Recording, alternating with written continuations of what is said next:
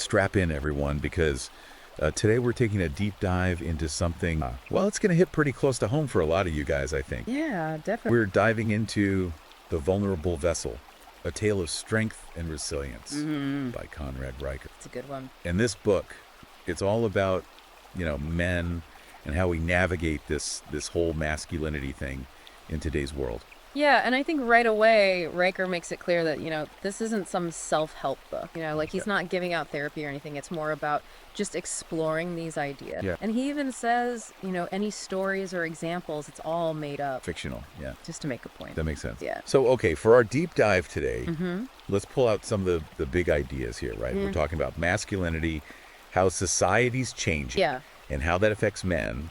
And then, how do we build resilience in the face of all that? And we're taking all this straight from the book. So we're looking at this paradox of vulnerability, like be vulnerable, but don't be too vulnerable. Gender roles are changing. What's that mean for us as father? And there's so much more. It gets really interesting. Yeah. So let's jump in.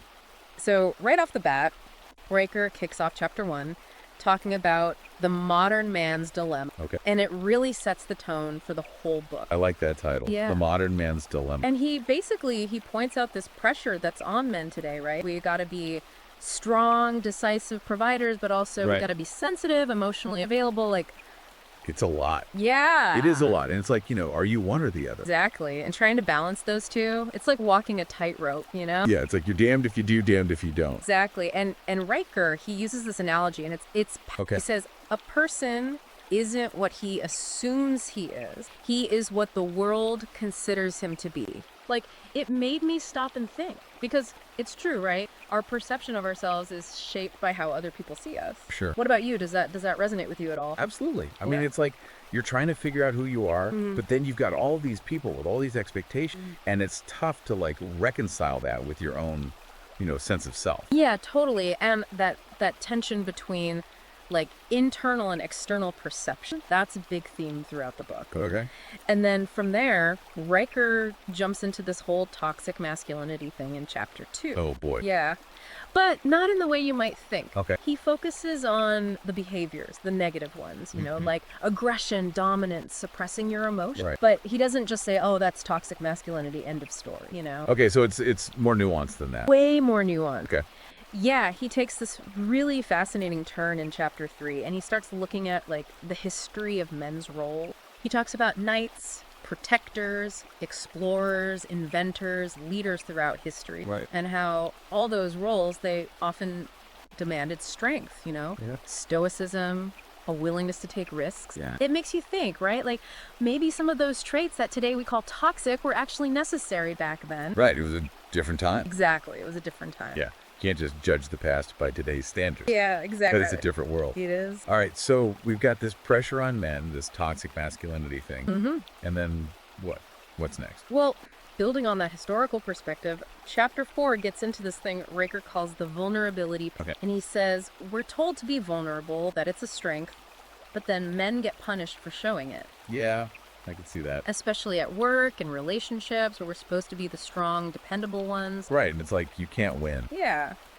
You show too much vulnerability, you're weak. But then bottle it all up and you're, emotionally unavailable or whatever. Right. Exactly. So it's a tough spot. And to really drive this point home, he tells a story about his friend Jake. Okay. This guy, Jake, seemed like he had it all. Successful, confident, but underneath, he was struggling with anxiety, self-doubt. Wow. He hid it well, but it was eating him up inside. It's crazy how we can put on these fronts. Yeah, and it shows that vulnerability, it's not weakness, right? It's something we all experience. For sure. Even the guys who seem like they have it all together. Absolutely. So how about you? How do you handle that paradox in your own life? It's a good question. I mean, when is it okay to be vulnerable, and when does it feel like a risk? Right, I guess. It depends. I mean, it's a tough one, and that's exactly what Riker wants us to think about. Yeah. He doesn't give us easy answers, right, but he challenges us to look at our own beliefs about vulnerability and how they might be holding us back. That's a good point. Yeah. Okay, so we've got this pressure, the paradox. Where do we go from here? Well, chapter 5 shifts gears a bit, and he talks about something he believes can really help us navigate all this, developing practical skills. Practical skills. Like hands-on stuff. Yeah. He says mastering tangible skills like woodworking, managing your money, fixing things around the house, even cooking. Right. It not only gives you practical benefits, but it also builds confidence, self-reliance. I like that. Yeah, a sense of agency, especially in a world that can feel chaotic and unpredictable. Totally. It's like you're taking control. Exactly. And those are all skills that can be really valuable. Absolutely. And what's interesting is how Riker connects skill development to resilience. Okay, I can see that. He sees it as building inner strength, like you're capable of handling whatever life throws at you. Right, you can figure things out. It's about taking action, problem solving, creating something with your hands. I like that. Yeah. Which of those skills resonates most with you? Well, And how do you think those skills contribute to your own sense of resilience? That's a good question because I've always been drawn to... It's funny, right? Because thinking about these skills, it's almost like going back to how things used to be when men were expected to be handy and self-sufficient. Right. It's like reclaiming that mastery. Yeah, I can see that. That sense of agency. It's about feeling capable, like you can handle things on your own. Exactly. And that leads us to a chapter that's, well, it's pretty thought-provoking. Okay. Chapter 6, Riker tackles gender equality. Ooh, that's a big one. Yeah, and it's important to remember this is his perspective, but he basically says complete gender equality, it's a fallacy. Whoa, hold on. He's saying it's impossible. That's what he argues, yeah. Why does he say that? He believes men and women were just inherently different biologically. Okay. Different strengths, different weaknesses. Right. And he thinks striving for complete equality, it ignores those differences. And it could actually lead to more problems. Okay, I see where he's going from. He uses examples like physical strength, how we handle risk, even emotional responses. Right. To illustrate his point. It's definitely a different perspective, that's for sure. It is. It's controversial, but it makes you think, right? It does. It really does. About all the complexities of gender roles and expectations. I'd love to hear more about how he builds this argument, actually. Well, that's where we'll pick up in the next part of our deep dive. Okay. We'll explore Riker's views on relationships, decision-making, fatherhood, all that good stuff. Sounds good, and trust me, it gets even more interesting from here. I'm already hooked. This is great. Good one. Can't wait to dive into the rest of the book. So, picking up where we left off with gender equality, Riker's view on that in Chapter 6 really kind of sets the stage for how he sees relationships. Okay. And he gets into that in Chapter 7, which he calls red pill relationship. Have you heard of that term before? Yeah, I have. It's used a lot online, like in certain communities, to describe, a certain way of looking at dating and relationships. Exactly. And Riker, he seems to agree with some of those ideas. Okay. He's pretty critical of modern dating. He talks about the superficial, Right. the hookup culture, how there aren't really clear roles or expectations anymore. Yeah. And he contrasts that with the way things used to be, Right. more traditional courtship, where men were expected to take the lead, pursue women, provide for them. So he's saying we should go back to that. In a way, yeah. Okay. He believes men should be the ones to initiate, set the pace, lead the relationship. Okay. And he also talks about the importance of building a connection that's deeper, Right. based on shared values, not just,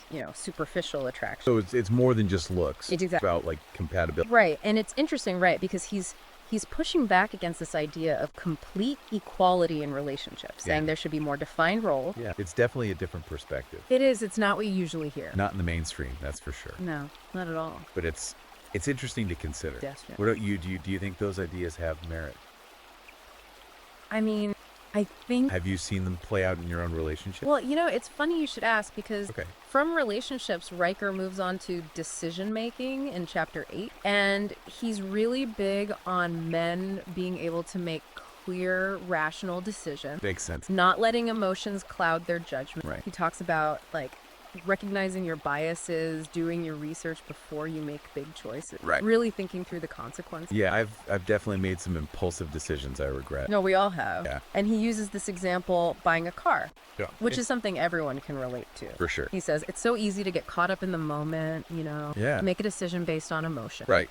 And then later you're like, what was I thinking? Buyer's remorse, big time. Exactly. Yeah. So he stresses taking your time, doing your research, making a logical decision based on your needs and your budget. That's good advice. And it applies to more than just buying a car, right? Oh, absolutely. It could be anything. Career choices, investments, big life decisions. Exactly. Thinking back on your own life, what are some big decisions you've had to make Would you say you approach them rationally, or were emotions involved? Well, there was this one time. So, from individual decision-making, Riker then shifts to a broader perspective in Chapter 9. Okay. And this is a big one, fatherhood. Okay. He sees it as absolutely essential, not just for raising kids, but for, the stability of society as a whole.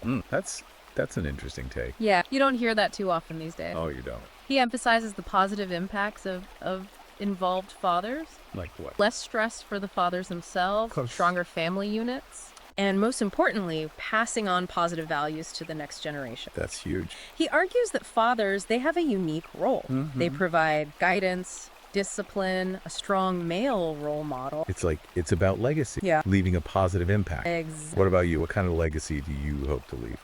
It's a good question. I mean, For your family, for society? it makes you think, It does. And it ties into what Riker says about sustainability and financial literacy. Right. He covers that in chapters 10 and 11. Okay. And he's pretty critical of what he calls cheap choices. What does he mean by that? He's talking about the things we buy because they're convenient or trendy, Right. but they end up costing us more in the long run, financially and environmentally. Okay, I see what he's saying. Like fast fashion, for example. Right. Clothes that are cheap but fall apart quickly. Yeah, and end up in the landfill. Exactly. And Riker, he sees that as a lack of foresight, a disconnect from the consequences of our actions. It's about thinking long term. Exactly. And he connects that to financial literacy, Okay. saying men need to understand how money works, how to save, invest, build wealth for the future. Right, it's about being responsible. He's a big fan of real estate and the stock market as ways to build a secure future. So it's about taking a more responsible approach Yeah, to our finances, to our impact on the planet. absolutely. And that all ties into his bigger message about resilience, which he really dives into in chapter 12. Okay. And for him, resilience, it's not just about being tough. Right. It's about having the inner strength to overcome setbacks, deal with stress. Right, and keep moving forward. Exactly, pushing towards your goals. But how do you actually build that kind of resilience? Well, that's where we'll delve into the next part of our deep dive. So we're talking resilient. It's one thing to say be more resilient, Right. but how do you actually do that? What does Riker say? Well, in chapter 12, he gives some pretty concrete strategy. Okay. He talks about physical fitness, and not just for looks. Right. It's about feeling strong, capable. Okay. Like you can handle yourself. Yeah. He connects it to self-esteem, discipline, Okay. even that primal instinct to protect, to provide. I can see that. Yeah. When you're physically strong, you tend to feel mentally and emotionally stronger too. Exactly. Like you can take on anything. And he goes beyond just physical strength, Yeah. gets into mental toughness. Okay.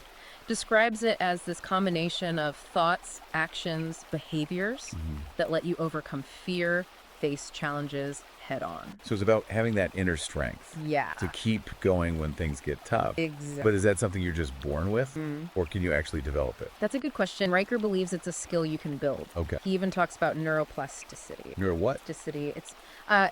basically the brain's ability to change and adapt Okay. based on your experiences, your actions. So the more you face challenges, the stronger you get. Exactly. It's like working out your brain. Like going to the gym, but for your mind. Yeah, I exactly. like that analogy. And it's not just about pushing through hardship. It's about developing the right tools Yeah. to deal with those challenges effectively. So like what kind of tools? Well, he emphasizes mindset, Right. choosing to see obstacles as opportunities for growth. Instead of just giving up, Right. It's about reframing your perspective, finding the positive. even when it's hard. Exactly. And he doesn't stop there. Okay. Riker also talks about having a strong support network. People you can rely on. Yeah. Friends, family, mentors, people who can guide you, encourage you, help you when you need it. Makes sense. We're not meant to go through life alone, right? Right. Having people to lean on makes a huge difference. Absolutely. And then he gets into some really interesting stuff. Like what? He talks about medical literacy. Medical literacy. Yeah, like understanding basic medical concepts. Yeah. So you can be more proactive about your health. Instead of just blindly trusting doctors. Exactly. It's about being informed. Taking control. And he even talks about legal literacy too. Legal stuff. Yeah, understanding the basics can save you a lot of trouble down the line. Makes sense. It's a complicated world out there. It is. And it's about protecting yourself, making smart decisions. And he circles back to financial literacy again. It's a big theme for him. Yeah, seems like it. He wants men to be financially secure. Provide for their family, build a future. Exactly. He talks about managing debt, investing wisely, planning for retirement. It's like he's giving us this roadmap, Yeah, for how to take control of our lives. on every level. Physical, mental, emotional, financial. Yeah, I like that. And he wraps it all up with this message about building a legacy. Leaving something behind. More than just personal success, it's about making a positive impact. On the world, on future generations. Exactly. And he reminds us resilience isn't about avoiding hardship. It's about having the tools to navigate it. To come out stronger on the other side. Exactly. Man, this has been a really eye-opening deep dive. It's a good one. This book, The Vulnerable Vessel, it really makes you think differently about masculinity. It challenges a lot of assumptions. It does, and it gives you this vision for how men can actually thrive. In today's world, with all its complexity. What about you? What resonated most with you? I think for me, it's the focus on building resilience on all those levels we talked about. Physical, mental, emotional, financial. It's about taking ownership. Yeah, developing those essential. Creating a legacy that matters. Absolutely. And if you want to explore these ideas further, you know, you can find The Vulnerable Vessel on Amazon, Kindle, and Google Play Books. Definitely a thought-provoking read. It'll challenge you, inspire you. For sure. Well, thanks for joining us on this deep dive. Thanks for having me. We'll see you next time for another exploration. Until then, keep learning, keep growing, and keep striving to be the best version of yourselves.